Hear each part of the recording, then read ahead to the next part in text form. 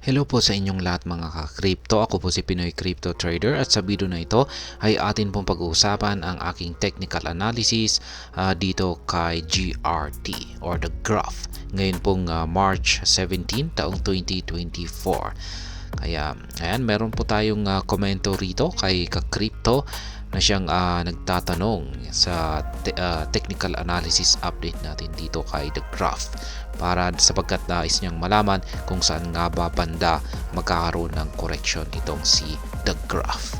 At ayan, bago po tayo magpatuloy ay nais ko lamang po munang bigyang linaw ang aking disclaimer kung saan ang nilalaman po ng video na ito ay hindi po ito isang financial advice. For education and information purposes lamang po ang layunin nito. Maliban po dito ay nais ko na rin pong magbigay babala na wala pong kahit anumang group chat ang Pinoy Crypto Trader. At ayan, nandito po tayo sa daily chart time frame ni The Graph. At masasabi ko po na yan na nga, nung bumangga po siya rito sa resistance line natin dito sa 0.4554 ay mukhang dire-diretso na po siya sa kanyang pagbagsak hanggang dito sa support line natin dito sa 0.3011.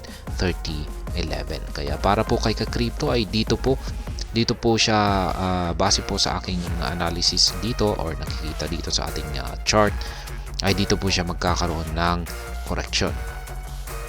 Yan, sa support line po natin dito sa 0.3011. And kapag bumagsak po siya rito ay mukhang dito na po siya makakabawi. Or dito sa mas mababang presyo kung sakaling nabasag ito. Pero sa tingin ko naman po ay kakayaning pigilan ng support line natin dito sa 0.3011. Pero kailangan pa rin po nating bantayan kapag malapit na siya rito kasi may posibilidad na mabasag ito. At yan nga, yung sunod na support line naman po natin ay nandito sa 0.18 na. Kaya yan.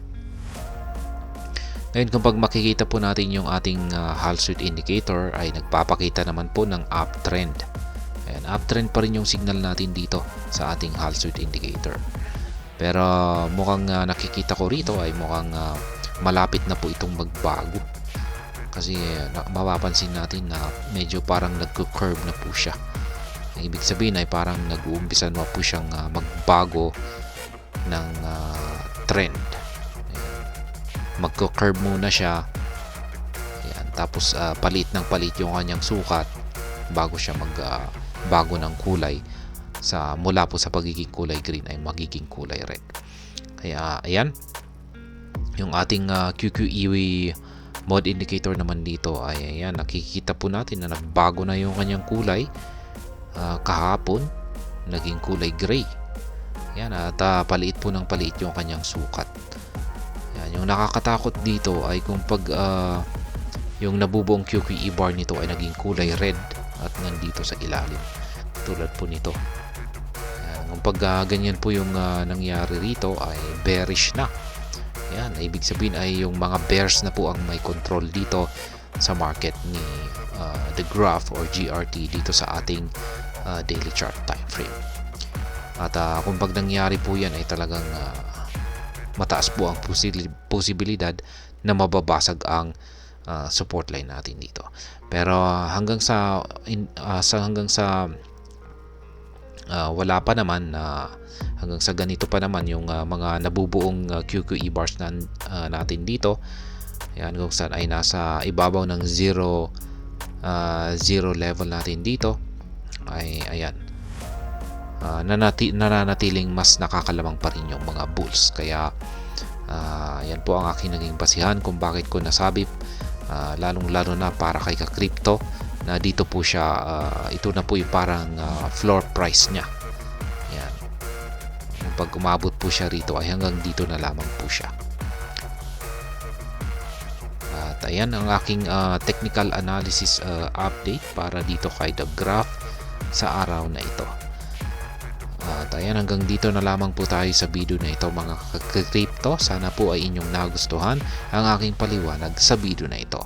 Kung inyo po itong nagustuhan, pakiclick lamang po ang like button nito. Para naman po sa mga bago lamang dito, kayo po ay aking inaanyayahan para mag-subscribe.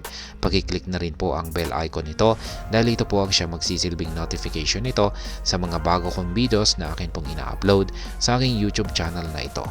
Marami pong salamat sa panonood, ingat po tayo lagi at God bless po sa ating lahat.